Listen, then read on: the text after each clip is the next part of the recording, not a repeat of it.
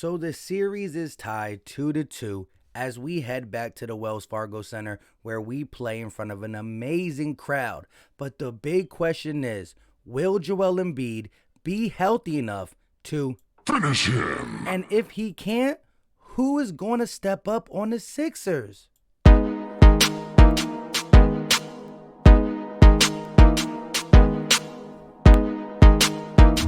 What is going on, everybody? I go by Philly Mike, and this is the Philly Talk Podcast. And today, we got a lot to talk about.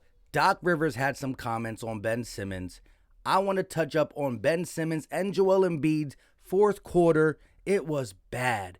It was bad. And we also got to talk about the health of Joel Embiid because as of now, he's labeled questionable. I do think he'll play, but there's a lot to talk about. Before we do that, though, hit the subscribe button if you are new. Turn on post notifications so you're instantly notified when I go live or drop some content. And last but not least, smash the like button. It goes a long way. Sixer Nation is greatly appreciated. Now, Game 4 was bad. Shout out to everybody who came through the play-by-play. We had Hawk fans, Sixer fans, NBA fans in the building. It was wild. I got to give the Hawks credit. John Collins had a lot of energy in the third and the fourth.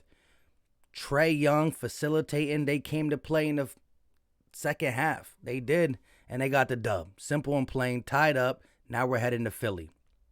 We cannot allow Ben Simmons' lack of aggression and Joel Embiid's just plain old shooting the ball in triple team and not being on come to us in Game 5. Embiid was 0 for 12 and missed the game winner. I do want to look at the game winner because it was a nice look. Here we got it. Harris around the screen, gives it to Embiid. He goes up and he misses. I thought all game he was settling for jump shots, trying too hard to draw fouls, to swipe through that he normally gets going. I think this last play, he went up trying to draw a foul, didn't even look at the basket. Realized, wow, I split between Capella and John Collins. Look at it one more time. When he goes through this split, right there, he's way past Capella. The ball's leaving his hands. Collins not there, but he just assumed somebody was going to foul him. Didn't go for the bucket. You got to get that to fall, Embiid. You got to.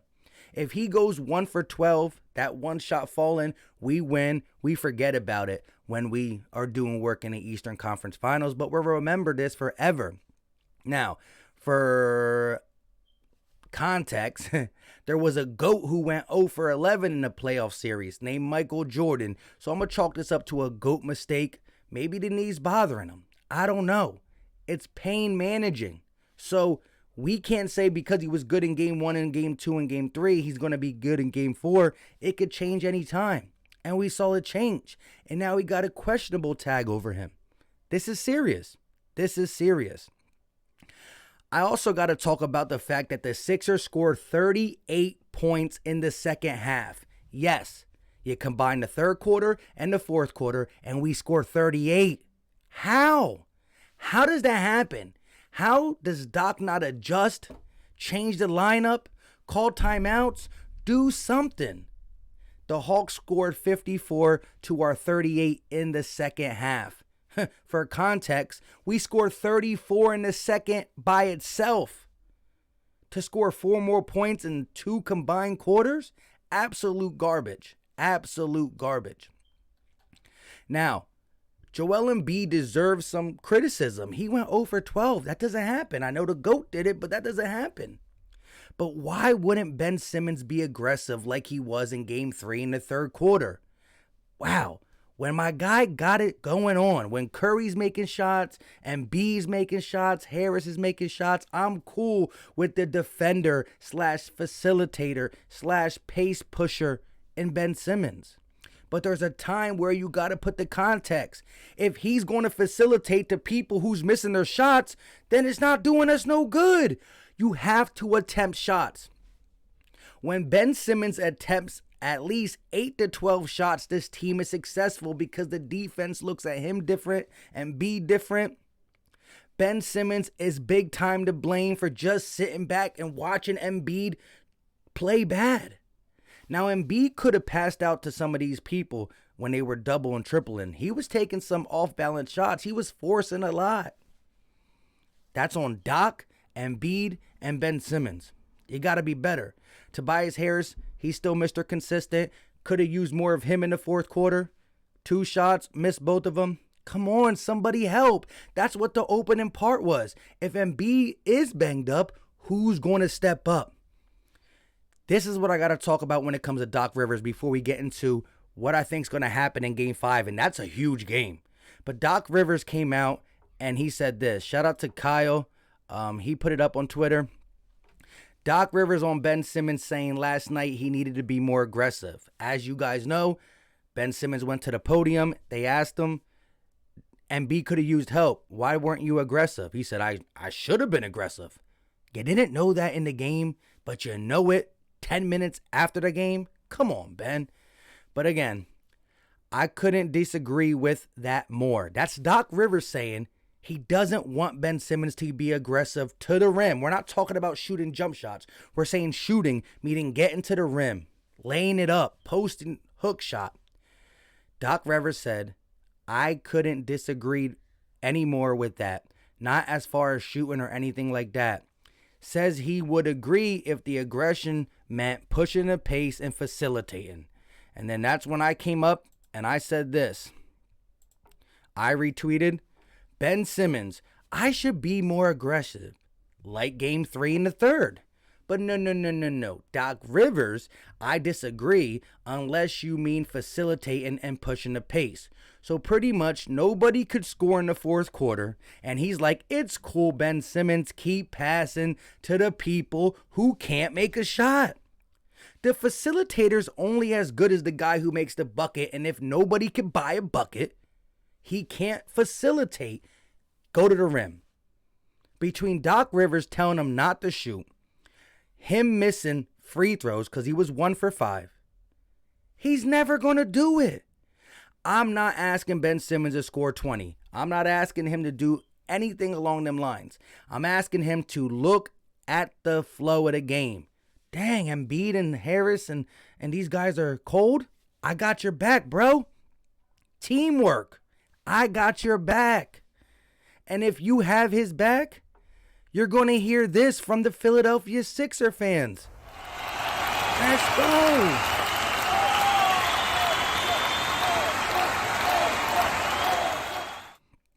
I can't believe that Doc Rivers would say that.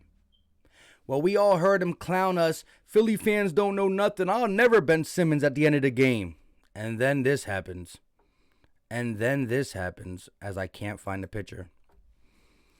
Maxey, a rookie out of Kentucky who played a couple minutes in this game. P-Ball Paul, who, shout out to him, happy birthday. It was his birthday a day before the game.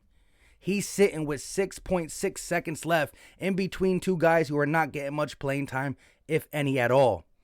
Because Hackabin. Sad. And I'm not even caring anymore about the shooting, even though this is going to deter him from playing in the last 20-some seconds in a close ball game, especially on the road. But I just think if he goes to the rim a couple times, the game's different. Now, Tobias, he could have been better too. No doubt about it. But you got to be better.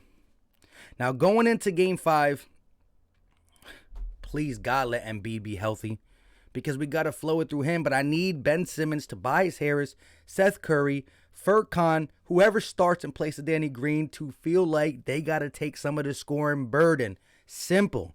Even if Embiid dresses up, you got to do it. Now, this is big. Danny Green not starting is big because think about it.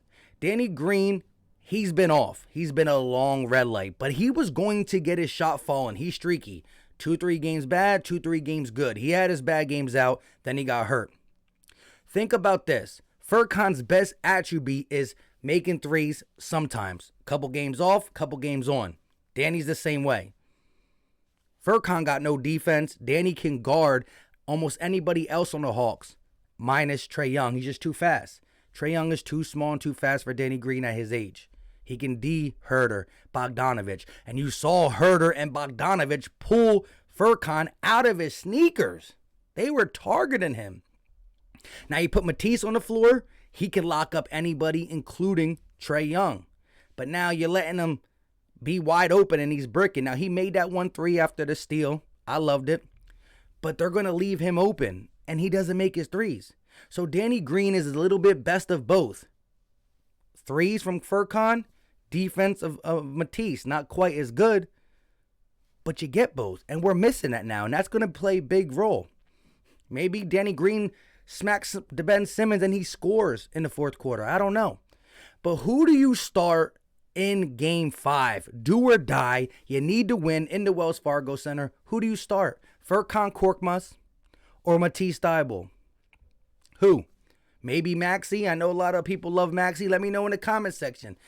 I don't know. I would start Matisse just to go defense. Try to put your stamp on the game. But I'm not mad if you go Furkan because of the spacing it provides. But Doc Rivers got to get a handle on it. Furkan, you're in. You run a couple sets for him. If he misses the first 3 shots, you got to pull him. I know it takes his confidence away, but you got to pull him and you got to get Matisse in or shaken. You have to maximize and really pay attention to each play of your supporting cast because you got to know when to pull him and not. There were games where Furkan's airborne. You got to get him out for the benefit of the team. Then he's knocking down 11 points in the first quarter. You got to keep him in for the benefit of the team. So it's really, without Danny Green and having an extra guy and more depth on the bench, you got to really play the bench like a violin. I don't know. Something. You got to do it like something. I need to see better hustle, boxing out, grabbing rebounds, fighting through the screen. I think we did too many switches on Trae Young. I saw Furkan on him. I saw Curry on him. I saw George Hill on him. I saw Shake on him. We switched too much against Trae Young, and he was killing us with facilitating because he gets around whoever's guarding him. They pick. He gets around. They don't got the catch-up speed of a Matisse Thybulle or a Ben Simmons, and either he does that baby floater or he gets it to Capella or John Collins. We got to get physical again with him. We got to not switch. And on defense, we got to attack Trae Young.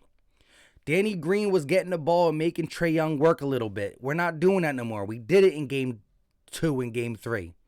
We got to make him work on the defensive side, and you got to get your mismatches. Ben Simmons has a mismatch in the post. We saw it work. I don't know if I still have him. Yes, I do. Simmons to Curry. Mismatch. They come help defense. Curry for 3. Same play. Mismatch. They don't come help. He attacks. Aggressive.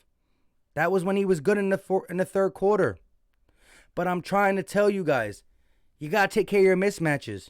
Tobias has a mismatch too. Herter's on him, too small. Bogdanovich on him, too small.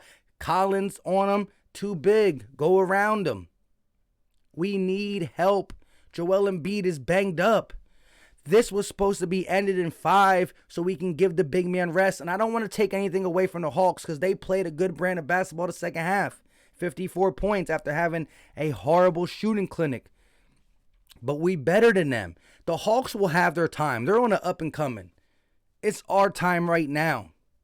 But Doc Rivers got to stop babying Ben Simmons. I like Ben Simmons. I try to keep him right there. But if he's not going to get it done,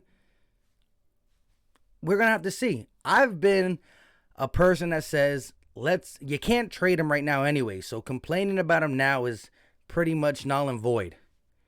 Let's see where this season ends, and then we talk about who let us down. And Ben Simmons has been letting us down. Embiid let us down this game, and that just goes to show you. He is the culprit. He's the main reason we lost. But that's the thing. If he's not great, if he has a stinker, we lose. If anybody else has a stinker, Joel Embiid covers for them most nights. I think the Sixers got to play with pace. I think the Sixers got to use the post game, whether it's Harris, Ben Simmons, or Embiid. Stop settling, and Embiid pass out of the triple teams. You can shoot the 1-footer fadeaways. You can do the hard shots if they're falling. But if they're not, get your teammates involved. They'll start spreading out, getting on the Furcons, the Shakes, the Currys, and you'll have more one-on-one matchups. Simple and plain. With all that being said, we got to get this W. No ifs, ands, or buts. You cannot leave Game 5 going back to Atlanta down one game. 3-2, no. I want the Sixers to come out and get the crowd going off.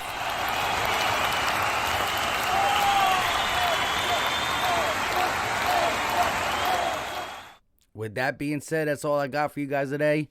I will be live for the play-by-play. Hawks, Sixers, Game 5s. Be there. Until next time, leave all your thoughts in the comment section. It's greatly appreciated. And again, if you're new to the channel, hit the subscribe button. Turn on post notifications. Hit the like button. Tell me what your thoughts are. This game is for real.